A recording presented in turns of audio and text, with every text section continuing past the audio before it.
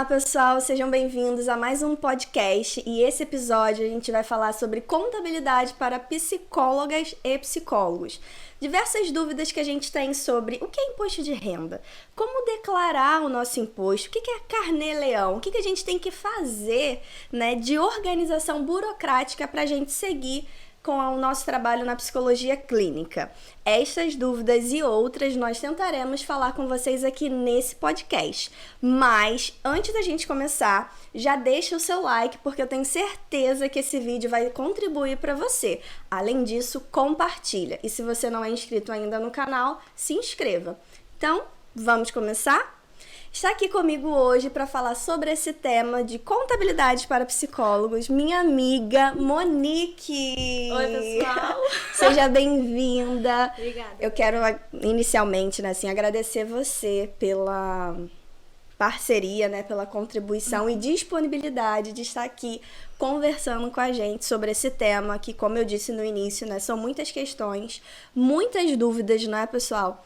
E a gente não tem muita bagagem no sentido da nossa formação na graduação em psicologia, né? Falta, assim, conteúdos mais específicos para organização de consultório psicológico. Eu acredito que organização mais burocrática, tanto financeira quanto de documentos, né? Assim, enfim, que a gente precisa dar conta enquanto cidadão brasileiro, né? As leis que regem o nosso país, né? Tudo que a gente precisa organizar. Então, acredito que isso falta.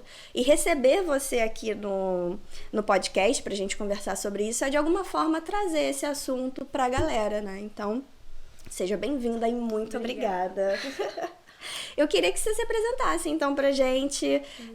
Fala aí de onde você veio, como foi a sua formação, o que você faz. Tá. Conta pra gente. Oi, pessoal. Obrigada, Gabi, pelo convite. Hoje eu vou estar auxiliando você nesse assunto relacionado a tirar dúvidas sobre pessoa física e jurídica, né? Psicólogos. Então, vamos lá. Eu sou Monique Baessa.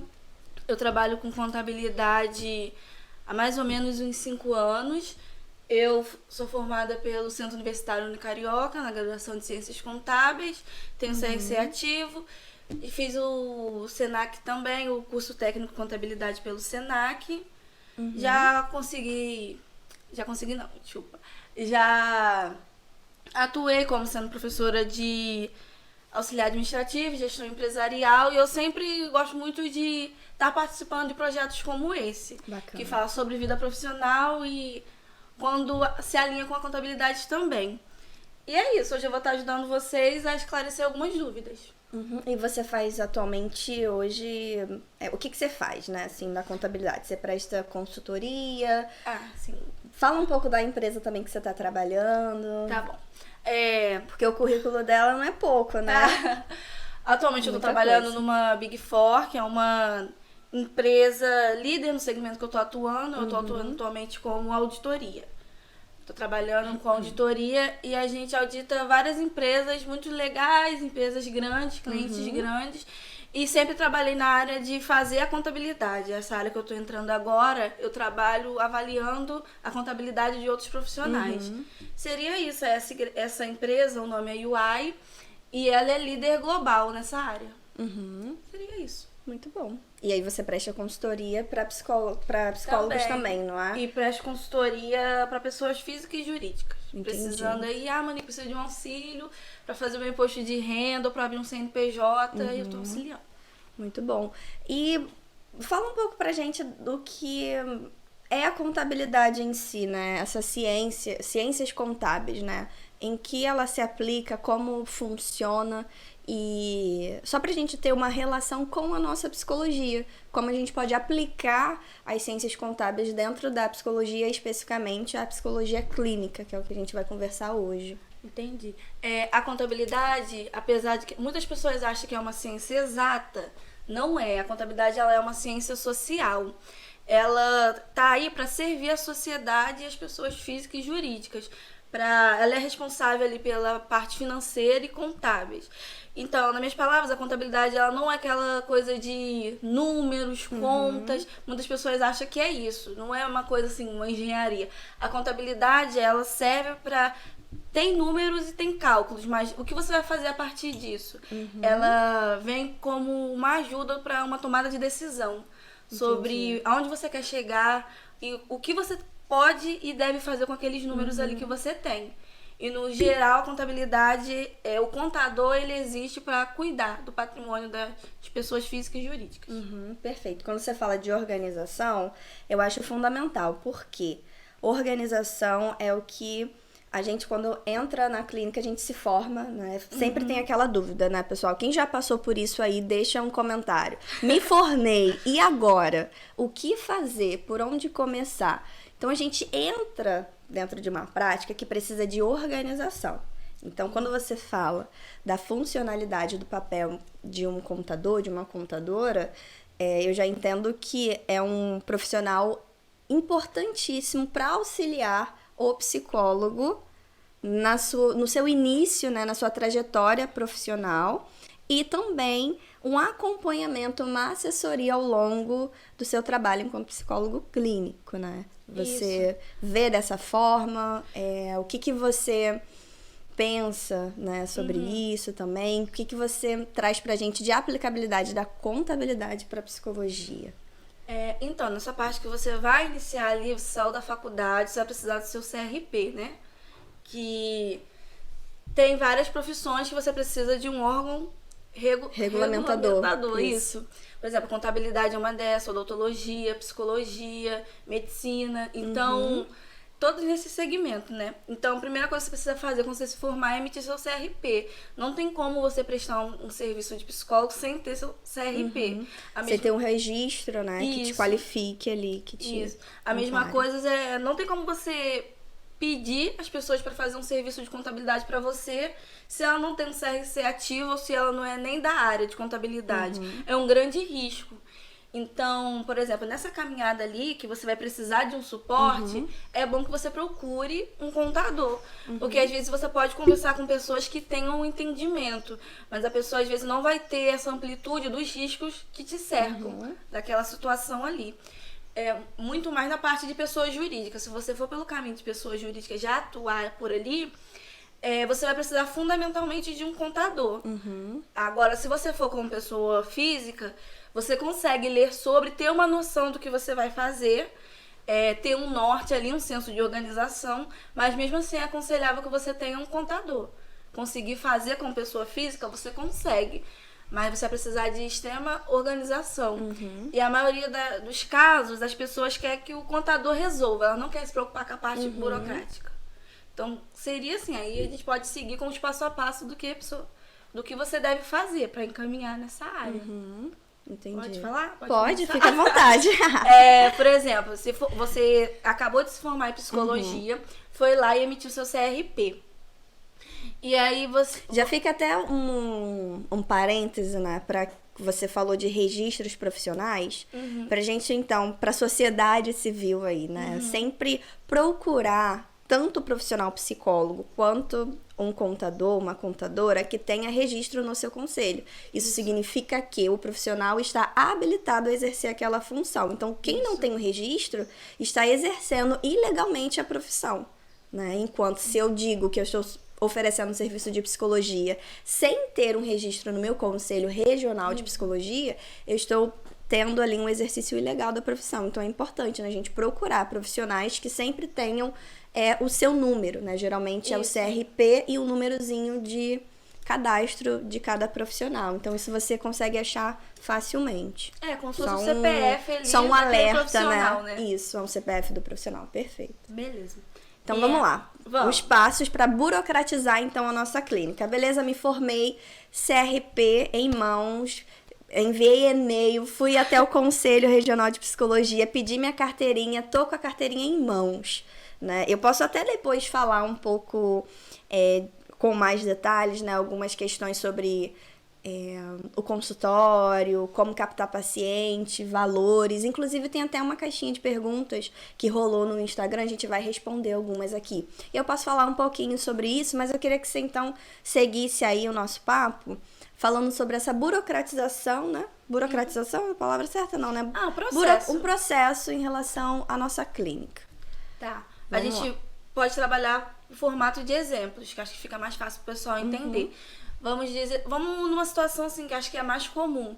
Você ali se formou, emitiu o seu CRP, e aí você, de início, você, dependendo, não vai já abrir seu próprio negócio e tudo mais.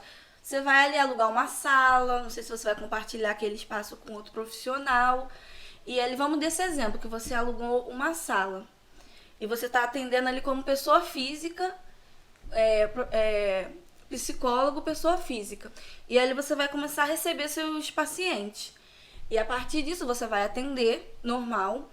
E é aconselhável que você tenha uma planilha no Excel ou algum livro de registro para você conseguir organizar os seus atendimentos.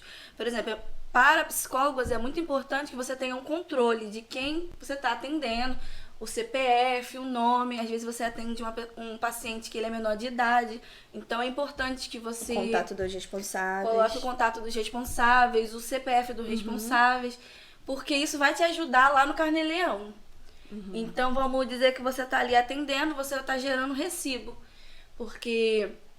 Quando você pode até falar melhor do que eu, né? Quando você tem seus pacientes, os pacientes pedem, Gabi, me dá um recibo para eu conseguir usar lá na minha declaração de imposto de renda, e beleza. E aí, ou para pedir reembolso no plano, de né? saúde. Então, é comum, então, a gente oferecer o serviço e a gente tem um valor a receber. Então, o que você está dizendo é da gente registrar os nossos recebidos, as entradas, o fluxo de caixa. Isso. Seria isso? Isso, as suas entradas. E aí... Deixa eu recapitular aqui. Vai ter as entradas e você vai controlando isso. E também você vai controlar as suas saídas. Entendi. Você vai controlando tudo que tá entrando, tá saindo. E aí não são todas as saídas que vai estar, que vai ser dedutíveis lá no Carnê-Leão. As saídas que vão ser dedutíveis no Carnê-Leão são as que fazem parte, estão ligadas diretamente na execução da sua atividade. Como a conta de luz, por exemplo, a alocação do espaço, como conta de internet, de o que você precisa ali para você trabalhar. Essas sim entram lá no Carnê-Leão. Uber não, Uber que você pega pra ir pro consultório não conta. Não conta. Passagem. Não, tem que ser coisa assim. Alimentação. Alimentação não. Você pode colocar ali, mas ela não vai deduzir. Entendi. Entendeu? E, por exemplo, IPTU, se você de fato tiver aquele espaço for seu, IPTU você pode colocar também. Então, lá no próprio site do Carnê-Leão, lá tem o que vai ser dedutível ou não. Aí você pode estar lendo ali para você ter um entendimento melhor. O que a gente está falando aqui é mais para a gente ter um entendimento geral, para você ter um norte de que você precisa fazer, o espaço que você precisa tomar. Perfeito. E aí, depois que você estiver atendendo e tudo mais, você vai ter aquele faturamento mensal ali. Aí você vai ter uma noção de quanto você faturou e de o que você gastou, né? O que você pagou e tudo mais. Você vai ter seu faturamento líquido ali. Entrou, saiu, ficou líquido. E aí você vai ir pro Carnê-Leão. Porque o Carnê-Leão, como que ele funciona? Ele é uma plataforma lá da Receita Federal, um site que você entra pelo ECAC, pelo seu CPF, faz um código de acesso lá e consegue o login. Aí você vai para a parte de Carnê-Leão. Chegando lá, você vai colocar toda a sua movimentação mensal. E aí, se passar de 1903, você já vai poder... Automaticamente o sistema já vai calcular que você precisa pagar um imposto de renda em cima daquela sua renda. A partir de 1903, 1904 ali, arredondando. Por quê? Porque tem toda uma ligação com o imposto de renda em si. O Carnê-Leão nada mais é do que o demonstrativo lá do seu imposto de renda. Isso que eu ia perguntar, pra você falar pra gente o que é o Carnê-Leão e o imposto de renda, né? Como que eles estão juntos. Eu acho que fica mais fácil eu primeiro explicar, né, o que é o imposto de renda, pra depois trazer pro Carnê-Leão. Vamos lá, eu tô com uma alergia aqui no nariz, toda hora eu tô colocando a mão. Vamos lá. O imposto de renda, eu vou dar um exemplo de CLT. Como que funciona? A gente você provavelmente pode declarar imposto de renda pela essa renda ali de CLT, ou você conhece alguém que faça isso, né? Então vamos lá, vamos dizer que você trabalha numa empresa e você é funcionário, beleza. Com seu CLT, seu CPF. Aí a empresa vai todo mês provisionar um valor referente ao seu imposto de renda. Se você receber mais de 1.903. Então, passando desse valor, a empresa está ali todo mês descontando o seu imposto de renda. E aí todo mês ela vai fazer isso. E quando virar o ano, você vai receber um informe de um demonstrativo ali da empresa. A empresa vai te dar um papel dizendo tudo que ela te pagou e tudo que ela reteve seu do imposto de renda. Aí vai te entregar, vai falar assim, toma aqui, Gabi. Vai lá e declara seu imposto de renda com esse papel. Você, se tiver apenas essa renda de CLT, você só vai fazer sua declaração com base nela. Porque a empresa já fez uma boa parte, que é retendo o valor, né? Isso. Agora, se você tiver rendas além, você vai precisar declarar as outras rendas além. Que, por exemplo, seria essa do Carnê-Leão. Por exemplo, você pode estar atuando como CLT ali, você é uma pessoa contratada, mas você presta serviço também para pacientes, a clínica ali. Então, você tem outra fonte de renda. Então, o seu imposto de renda não vai ser só a empresa, vai ser a sua renda global, tudo ali, entendeu? Entendi. Sendo que a empresa, ela só pode prestar conta do que ela te pagou, ela não tem acesso ao que você está prestando por fora. Então, isso é uma coisa que você tem que estabelecer com o seu contador, uma coisa que você tem que controlar. Tá conseguindo entender? Sim. Tá. E aí, quando a gente já declarou essa parte, a empresa já te deu informe de rendimento, e você declarou tudo que a empresa reteve seu, você vai colocar lá no seu imposto de renda. E, de fato, nesse momento lá no imposto de renda, você vai ter um cálculo, como se fosse um cálculo na ponta do lápis, para saber se a empresa ela reteve a mais ou a menos seu.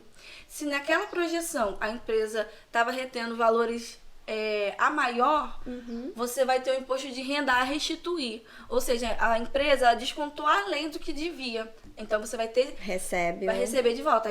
Quando a Receita Federal ela faz as restituições dos lotes, é de fato para devolver esse valor que você pagou a mais. Agora, quando a empresa faz uma provisão a menor, você tem o imposto de renda a pagar. Que aí vai gerar um DARF, que é um boleto da Receita Federal, e aí você paga, aí você fica, vamos dizer assim, fica quit de todas as suas rendas. Porque o imposto de renda nada mais é do que realmente o imposto da sua renda. Aqui no Brasil, a gente paga imposto até em cima do que a gente recebe. Então, seria o imposto de renda mais para um alinhamento se a gente está realmente pagando o que a gente deve ou se a gente está pagando a maior ou menor. É tipo o cálculo mesmo na ponta do lápis. E o que isso tem a ver com Carnê-Leão? Como que essas pontas se cruzam? Lá no Carnê-Leão, como você não tem ninguém fazendo esse papel da empresa de estar ali retendo, você é responsável por informar a sua renda lá no Carnê-Leão. E o Carnê-Leão ele vai te dizer ali se você tem imposto a pagar referente àquilo ali ou não. Aqui, vamos dizer que você faturou o mês de janeiro inteiro. Aquele faturamento que você teve está sujeito a impostos? Se tiver, lá no Carnê-Leão já vai ser gerado o DARF para você pagar. Agora, se não, Carnê-Leão, você só informou sua renda, a sua parte você fez de informar. Não gerou base de cálculo, porque às vezes é um faturamento menor do que 1.903, vamos dizer assim. Então, não gerou nada, mas a sua parte você tem que fazer, que é informar a sua renda. E aí também, quando a sua renda, ela tá...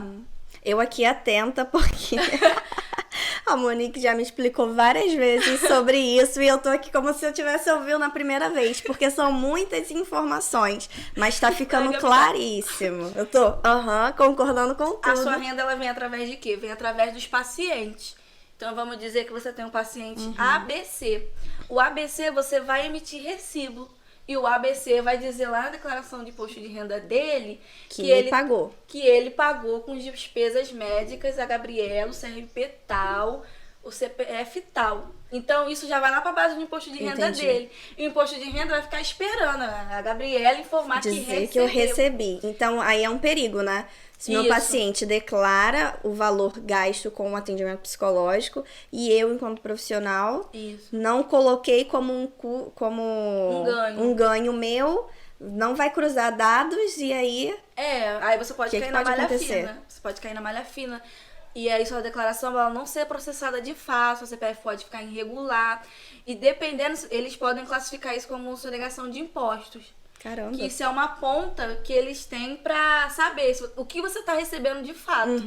E aí você tá tendo vários recebimentos e não tá declarando, nada. Aí é uma perigo. forma deles te detectarem ali através do CPF. Entendi. E aí a mesma forma funciona para as empresas.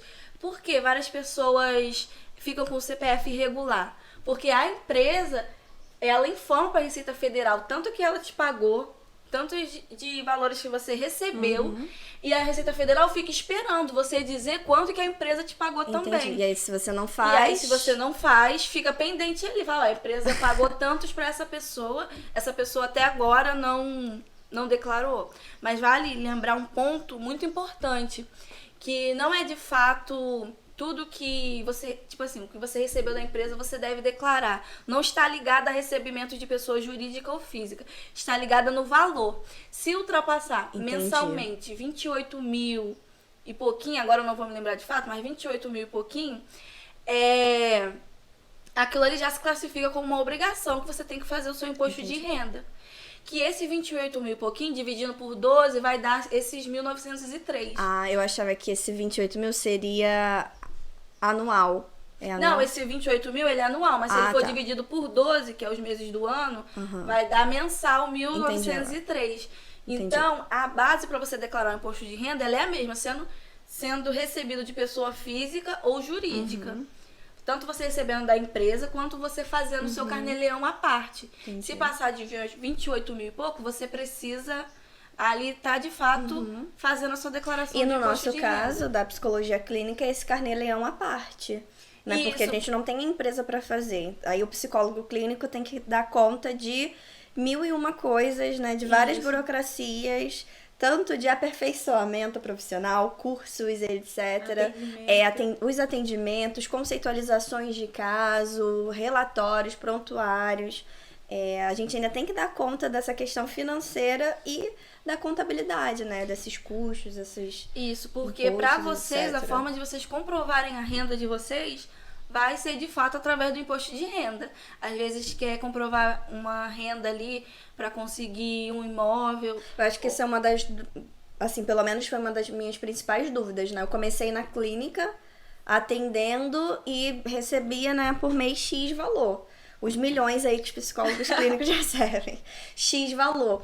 E tinha uma questão, não é? Como que eu comprovo que eu tô recebendo esse valor aqui? Porque a maioria ou pagava em dinheiro a cada sessão, você recebia, ou então por transferência bancária. E agora tem o Pix, né? Então, como que eu organizo isso?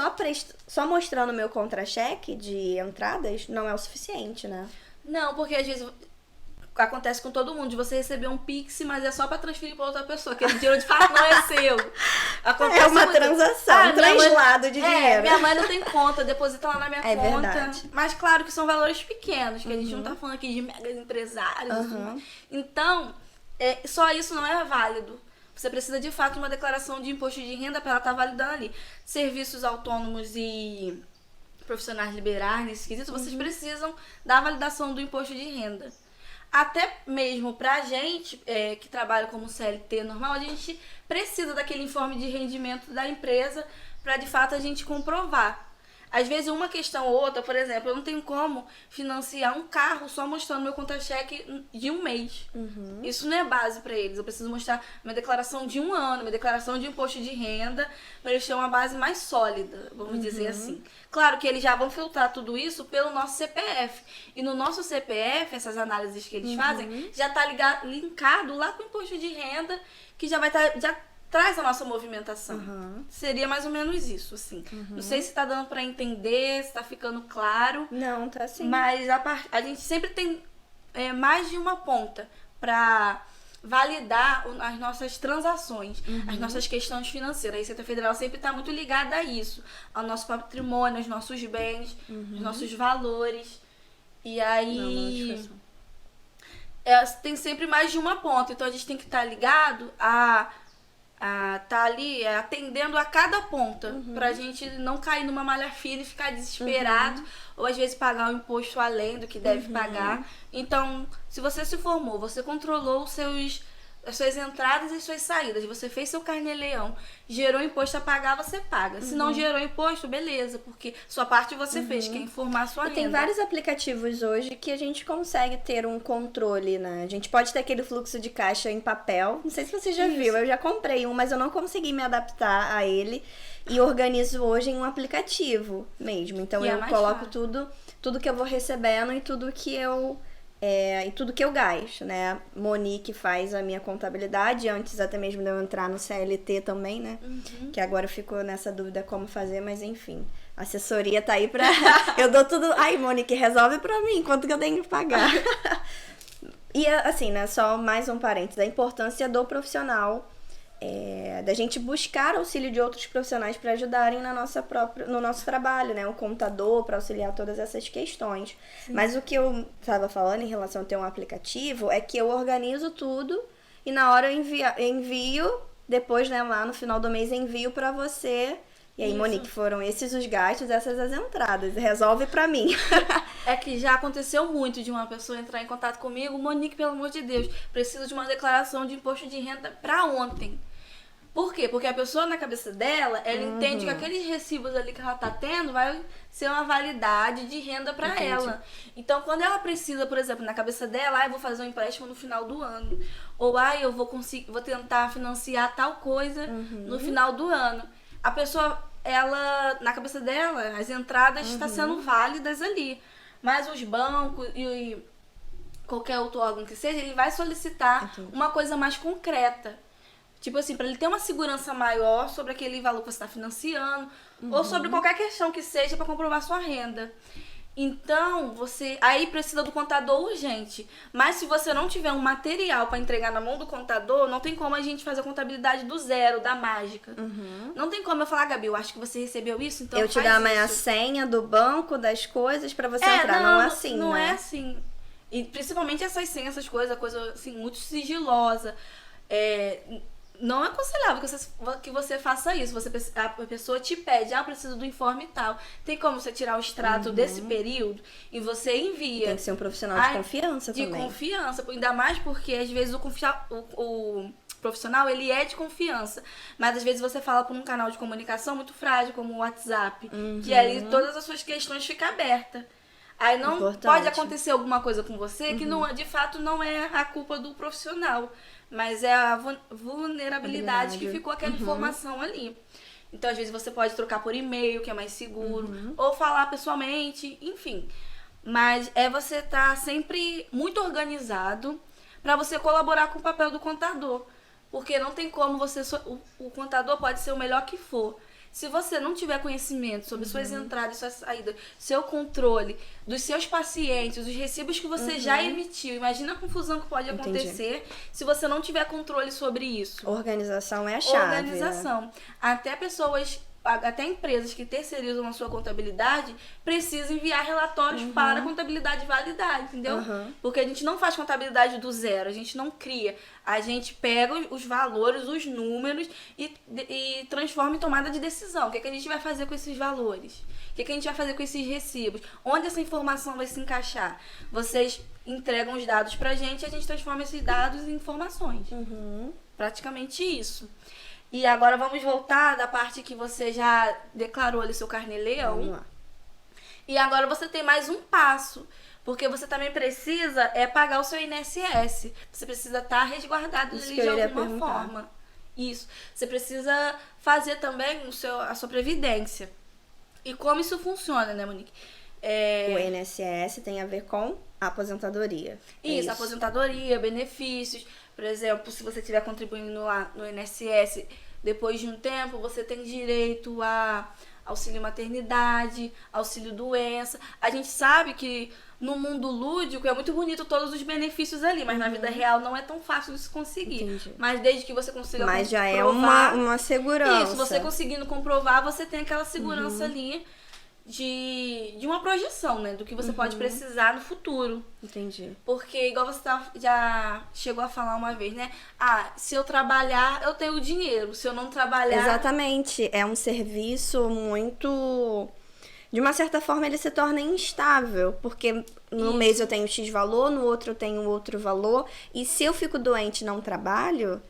eu não vou receber, os meus pacientes não vão me pagar, não tá tendo atendimento, né? Então, se eu precisar ficar 15 dias, um mês afastada do meu trabalho, então eu pagando, contribuindo com a Previdência Social, eu posso solicitar e ter um direito tudo eles vão isso. analisar ali seu caso. Assim, direito você vai ter. Vai depender da análise do INSS ali, de qual situação, do que se trata, pra estar, de fato, tendo aquela validação. E a gente faz isso porque nós somos, em relação aos psicólogos, nós somos profissionais liberais. Profissionais liberais. É um ponto importante aqui que vale a pena ressaltar.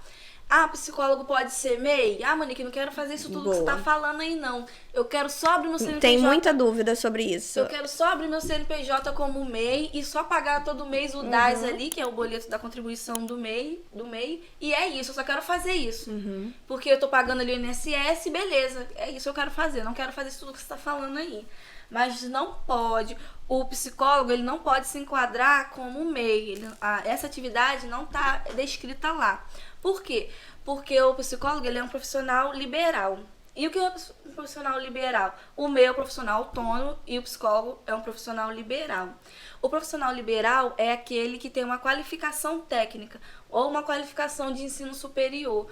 Ou seja, ele deixa de ser tipo um registro ali, civil, normal, e ele passa a ter que ter um registro em um órgão regulamentador, que é o no caso é o CRP ou o CRC. Entendi. Então, as profissões como contabilidade, psicólogo, Médico, dentista, médico, fisioterapeuta. advogado, várias.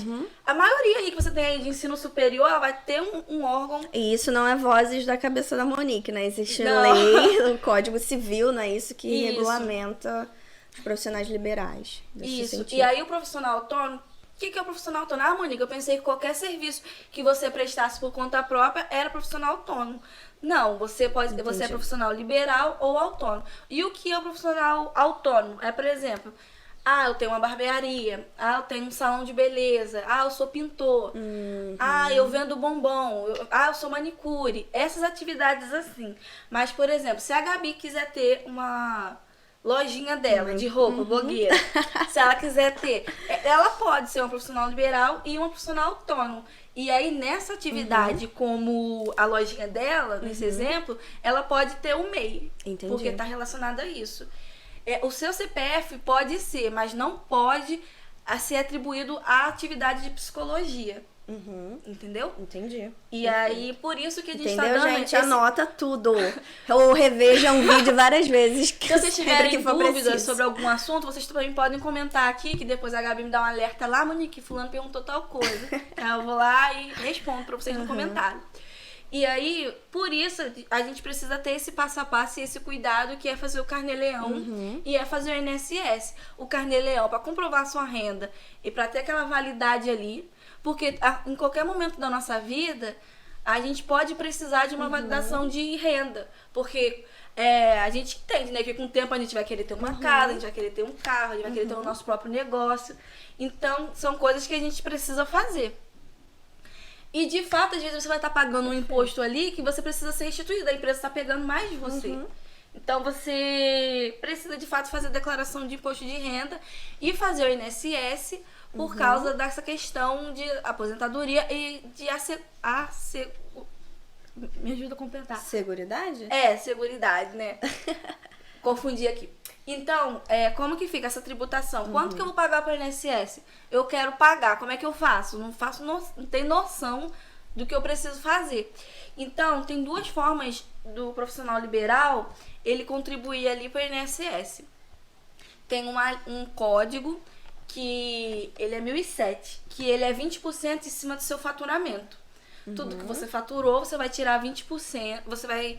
Lá no site do INSS tem uma aba assim, emitir GPS. GPS é o nome da guia do INSS. Então, você vai clicar lá vai colocar seu NIT, vai colocar seu CPF, que já vai puxar seu NIT. Seu NIT é o seu... O númerozinho da carteira de trabalho. O númerozinho da carteira de trabalho. Na primeira página da sua carteira de trabalho tem um NIT ali, ele já tá linkado lá com o seu INSS e com o seu CPF. Então você coloca o seu CPF, ele puxa até seu endereço. Aí você vai lá, dá o ok, puxa tudo. Estamos sempre sendo vigiados. Isso. Aí puxa tudo, aí você vai colocar o código que você quer preencher. Que, por exemplo, se for nesse de 1007, você está querendo dizer que você quer pagar 20% em cima do seu faturamento. Então você vai colocar seu faturamento lá, no site do INSS. Digamos assim, agora em setembro que passou, eu recebi 10 mil reais da clínica. E aí, final do mês de setembro, eu... Vai tirar 2 mil, que vai ser 20%. Entendi. 20% em Vou cima ter que pagar dos um 10 boleto de 2 mil reais. Pro INSS. Pro INSS. Que vai ficar guardadinho lá, pra esse valor voltar pra mim, pra eu ter direito à aposentadoria. a questão do auxílio maternidade, Auxílio licença doença. maternidade, auxílio doença, e lá na aposentadoria. Isso. E aí esse 20% ele faz com que você não tenha apenas um salário mínimo. Você vai fazendo... Porque você concorda que o faturamento de um mês pro outro vai variar. Varia. Então, conforme vai estar tendo essa variação, você vai estar pagando um valor aqui, outro valor ali. Então, você vai ter, no final, uma soma de tudo para um valor, um salário, depois lá na frente de aposentadoria, maior que o salário mínimo. Entendi. E a outra forma de você contribuir para o INSS é você pagar 20% fixo em cima do salário mínimo vigente. O salário mínimo, ele tem reajustes anuais. Então, mudou o ano, o salário mínimo esse ano vai ser X valor. Vai ser sempre 11% em cima desse valor. Mas você vai contribuir isso mensalmente. Mas esses 11%, como é menor do que 20%, você vai estar limitado a ter uma aposentadoria de um salário mínimo. Independente de quantos... Se eu ganhei muito mais do que isso no mês. Isso. Que você então, é uma escolha que a gente tem que fazer consciente. É uma escolha. E tem as questões também. Você tem que contribuir 180 meses. Pra você ter direito. Tem que trabalhar 30 anos. Tem todas essas regrinhas que sempre vale a pena a gente consultar no site do INSS. Tá? Porque aqui eu tô falando mais assim pra pessoa ter uma noção. Que de fato, falando isso aqui, você não vai começar a fazer tudo sozinho. É pra gente começar, não é? Você vai ter uma noção e vai pedir ajuda de algum contador. Esse começo, então, é super importante ter um profissional nos auxiliando. Isso, porque é coisa muito importante. E assim, você também pode... comecei com 11%, mas agora eu quero pagar 20%. Você pode. A única coisa que vai mudar ali é o código. Você bota o seu faturamento e vai botar o código que você quer. Aí o sistema vai entender, o faturamento dela é esse, mas ela quer 11% em cima do salário mínimo. O salário dela é esse e ela quer que tire 20% para ela pagar pro INSS dela. Aí o sistema vai gerar a guia e você paga. Entendi. É isso. Perfeito. Vamos então começar a responder as caixinhas de perguntas? Vamos, eu acho que o assunto vai continuar. Acredito que tem algumas perguntas em relação ao que você já comentou também pra gente, mas não tem problema, a gente reforça. Então vai aparecer aqui na telinha pra gente, coisa chique. Vamos lá. Primeira pergunta. Tadã! Quais gastos considerar para deduzir o lucro? Então, a gente até chegou a falar isso bem lá no anteriormente. início. Vai chegar lá no seu imposto no seu carnê-leão, você vai colocar os gastos que está ligado à sua atividade. Se a sua atividade é prestar aquele serviço ali pro seu paciente, você vai... o que eu tô fazendo? Por exemplo, aqui, o que a gente tá fazendo nessa estrutura? Eu tô gastando internet, tô gastando luz. Eu pago IPTU, um exemplo, eu pago a locação. Então, são coisas que tá ligado na sua atividade fim ali. E seria isso, aí você vai preencher isso lá no seu livro caixa, lá no carnê-leão. Porque o livro caixa nada mais é que você botar assim, tudo que você recebeu e tudo que você pagou. E aí ele mesmo já vai gerar o cálculo, vai te dar o seu lucro como livre. eu falei, né, eu anoto tudo. Até as balas que eu compro, um docinho que eu compro, um chocolatinho, eu coloco lá. Sei que no final não vai deduzir, mas já é um costume que eu vou tendo ali de anotar tudo. E pra não perder de anotar, pra não perder ali o tempo, né, e deixar passar alguma despesa que vai ser deduzida, vai precisar ser deduzida, não é? E às vezes... Pode falar. Perdão cortar o seu raciocínio, é porque atualmente a gente está com um boom de atendimento online. No atendimento online, a gente atende de casa e a gente tem um gasto com a nossa luz, né? Com a internet. Que mais? Que poderia deduzir? No atendimento online a gente pode deduzir a internet, a nossa luz de casa. Como Isso, que a gente poderia fazer esses custos? Aí você pode tirar uma porcentagem de cima do valor que você paga. Porque a Entendi. internet você vai estar usando para uso pessoal. Mas você também vai estar usando para exercer aquela atividade ali. Você pode tirar 25% daquele valor. Que são coisas que, por algum motivo, se você for questionada, você vai ter esse entendimento. Entendi. De falar, não, esse é referente, eu pago esse valor, mas eu atendo todos os dias nesse horário, então eu utilizo da internet nesses horários. Então ali tá tudo certo. É só você fazer uma porcentagem, assim, em cima daquele valor que você paga, atribuído ao serviço que você tá fazendo ali. Perfeito. Entendeu? Vamos para a próxima? Vamos. O que é carnê-leão? E o que preciso começar a pagar para atuar na clínica? Bem que você falou, né? Já. Resumindo tudo que a gente falou aqui, que às vezes a gente tem um raciocínio aqui, outro É. raciocínio lá, o carnê-leão, ele serve pra gente estar ali informando a nossa renda, vamos dizer assim, nossa renda extra, que no caso é uma coisa que foge do controle de uma empresa, uma coisa assim, é uma renda que você é responsável por estar ali declarando. Então, o carnê-leão seria esses atendimentos que o psicólogo faz. É um site na Receita Federal que você vai acessar para colocar todos os seus ganhos e todos os seus gastos referente à atividade como psicólogo, que é sobre isso que a gente está falando. Porque o carnê-leão não serve apenas para psicólogos, serve para qualquer outra renda extra que você esteja recebendo de pessoa física. Entendi. Entendeu?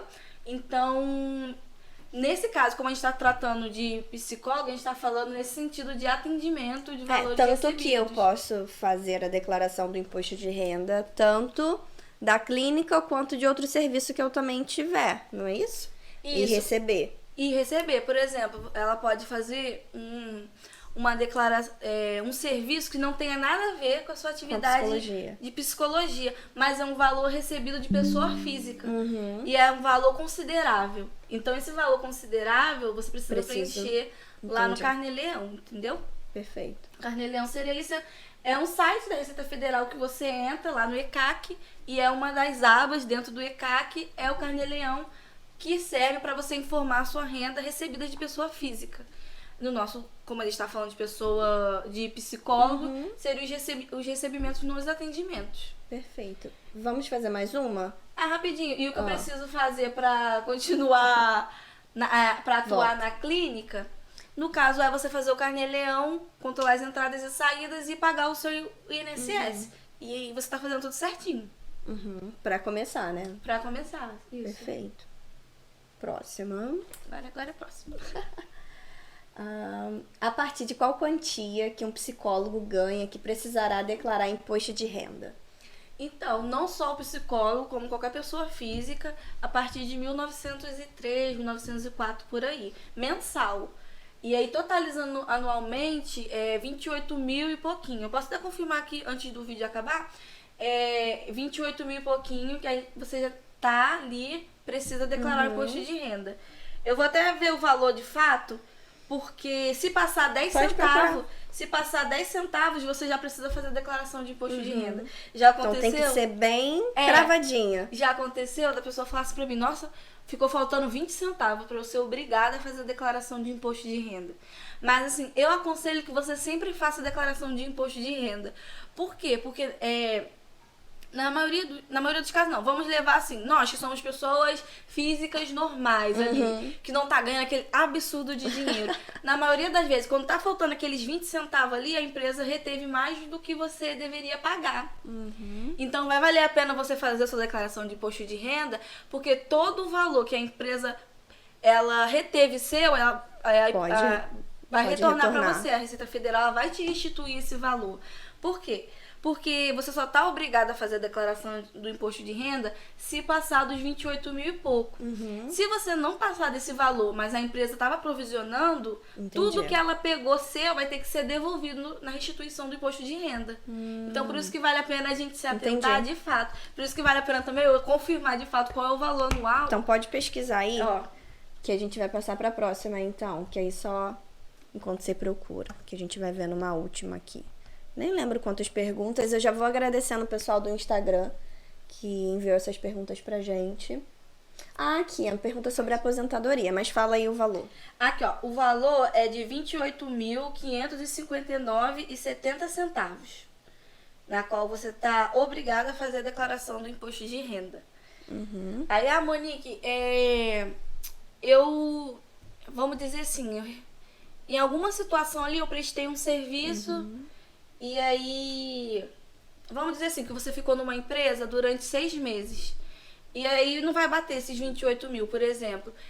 Mas você estava sendo descontado o imposto de renda. Desses 6 meses você pode entrar em contato com a empresa, pedir o seu informe de rendimento e ainda assim fazer sua declaração de imposto de renda.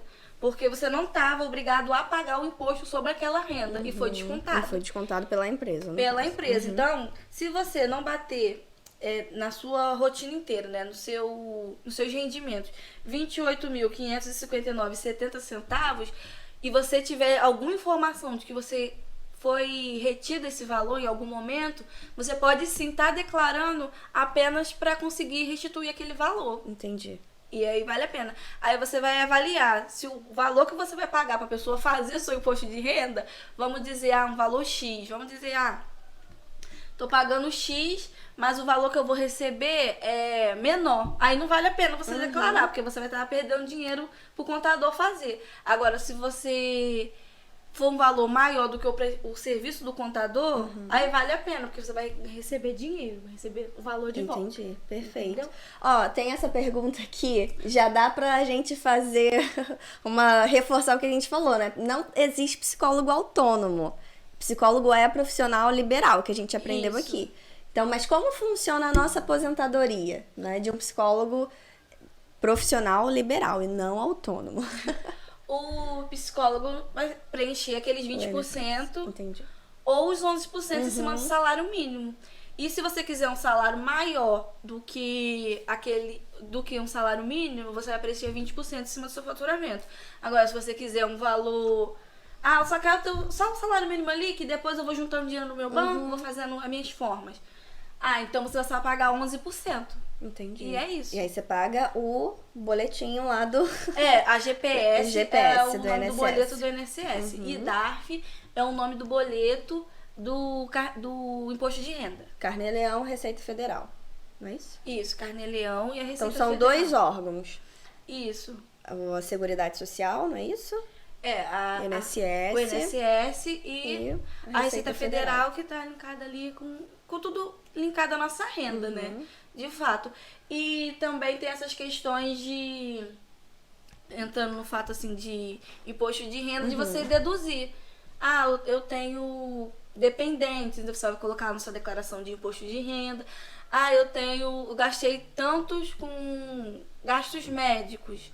Aí você vai colocar lá. Outro exemplo que eu lembrei também, pra falar aqui, de psicólogo, é que às vezes você recebe uma bolsa ali, né? De um doutorado, de um mestrado, alguma coisa. Perfeito, que bom que você lembrou. Porque isso aconteceu comigo, né? A bolsa Isso. que eu recebia na época do mestrado. E esses valores, eles não são dedutíveis de impostos. Esses valores, eles são classificados com rendimentos brutos não tributáveis. Então, como que ele funciona?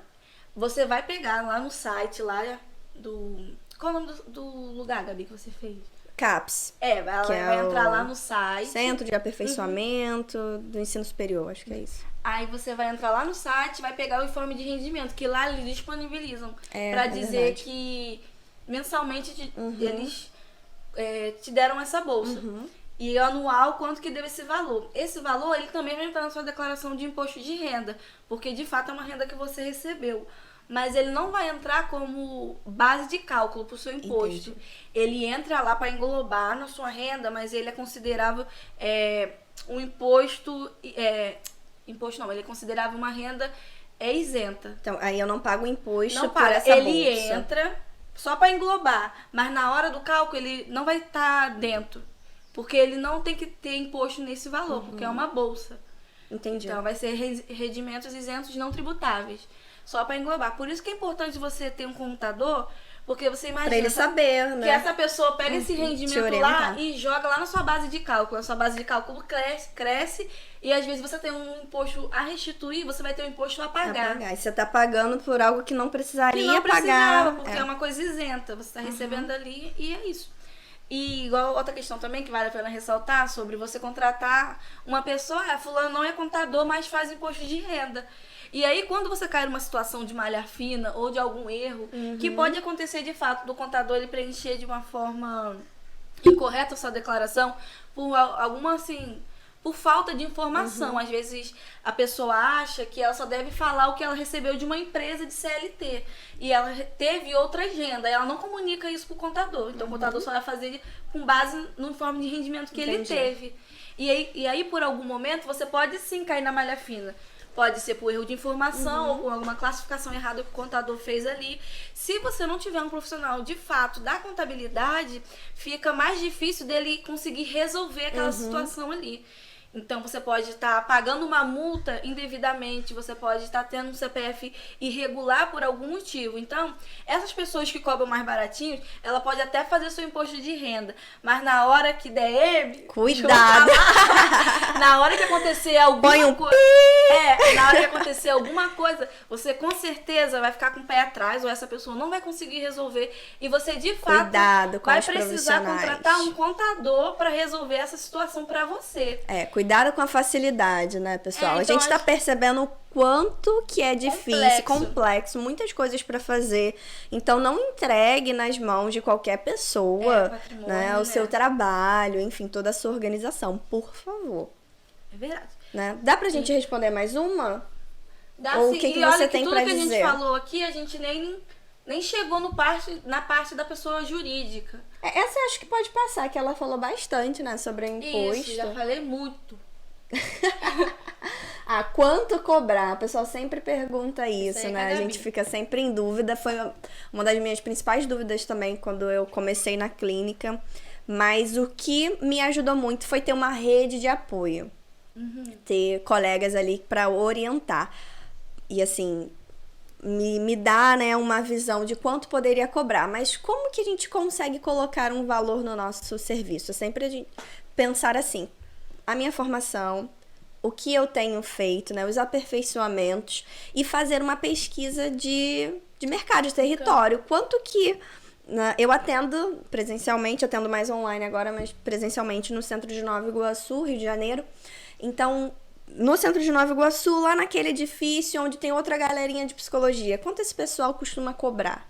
Então, eu faço uma pesquisa de mercado. Além disso, eu posso ter como base a tabela de honorários do nosso Conselho Federal de Psicologia. Posso até deixar o link aqui na descrição para vocês. Então, é uma tabelinha que nos orienta e nos dá um norte de quanto cobrar. Mas eu sempre tenho que levar em consideração a minha competência, a minha qualidade técnica, né, para executar ali o trabalho e saber o quanto eu preciso ter de retorno de cada paciente e fazer uma pesquisa, né? Se no prédio todo mundo tá cobrando, por exemplo, R$100 a consulta e eu coloco R$300 uma consulta, tá fora da caixinha, né? Não faz sentido. Então, é sempre se organizar pelo território, pela tabelinha do CFP e pelos